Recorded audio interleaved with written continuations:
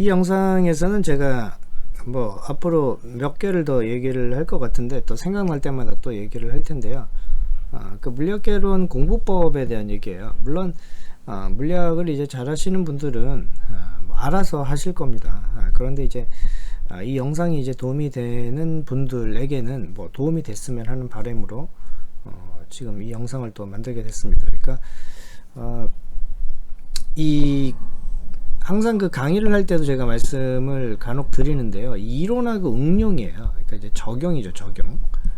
쉽게 얘기하면 뭐 문제풀이입니다, 문제풀이. 그러니까 우리는 지금 이제 이게 목적이잖아요.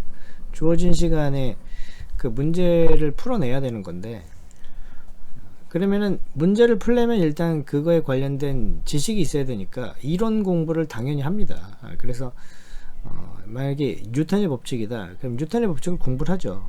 공부를 하고 나서 그 다음에 이제 문제를 딱 풀려고 하면 막히는 거예요. 그러니까 거기서부터 이제 나는 물리를 못한다, 뭐 이제 그런 생각들이 거기서부터 이제 그 시점에서부터 이제 나오기 시작하는 거거든요. 그러니까 이론을 할 때는 이해되는 것 같아요. 그리고 이제 뭐 그 해당 강사님들도 충분히 그 이론이 이해되도록 강의를 하니까, 그러니까 이제 그렇구나, 그리고 이제 이론을 강의하고 조그만 예시를 들면 이제 그렇게 적용하는구나 라는 감이 이제 잡히기 시작하는 거죠. 그런데 이제 기출문제, 실전 문제를 딱 들이대면 물론 이제 쉬운 거는 풀 수 있지만 조금 이제 그 상위도, 그 난이도가 한 중 정도 되고 이제 이렇게 되면 적용을 어떻게 하는지 벌써 막히기 시작하는 거예요.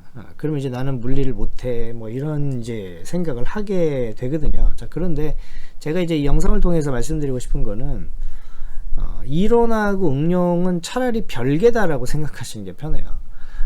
그러니까 이론 공부하고 응용 공부는 그냥 별개로 진행돼야 된다, 이렇게.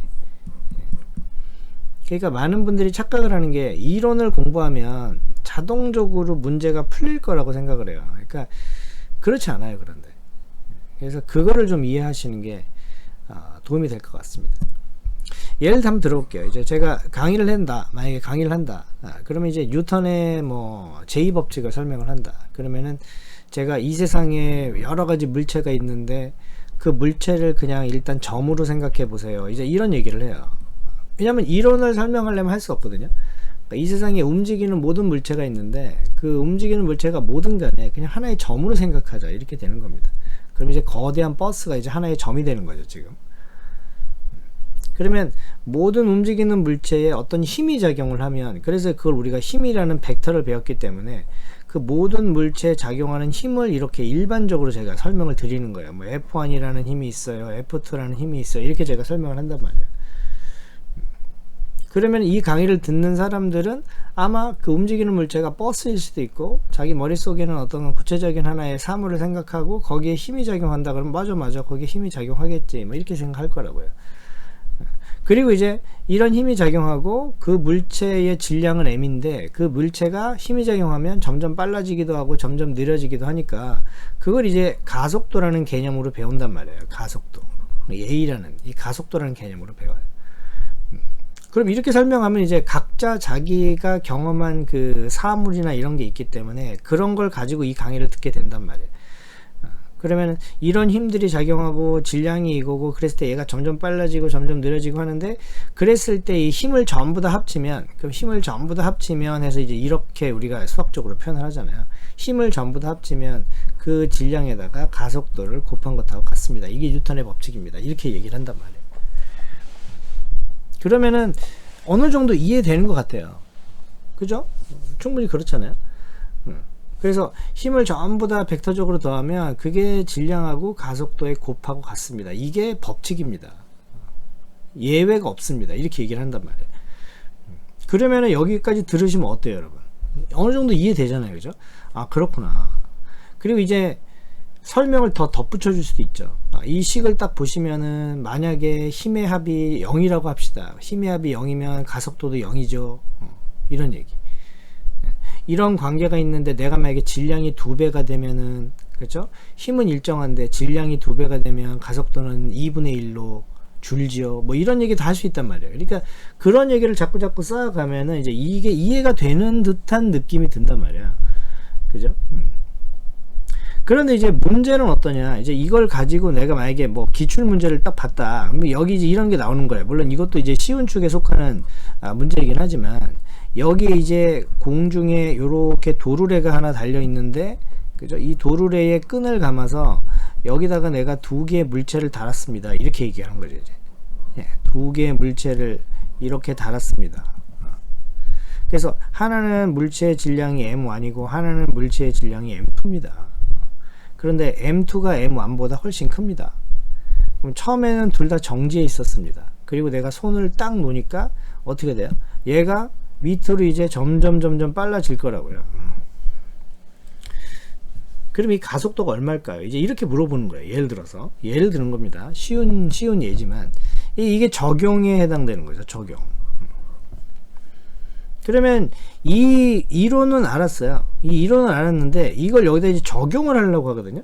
그러면 여기서부터 이제 난감해지는 거예요. 왜냐면은 자기가 이 이론을 들었을 때 생각한 사물하고 실제 문제를 접했을 때 여러분이 보는 그 사물, 그 배경, 그 현상은 완전히 다르거든요.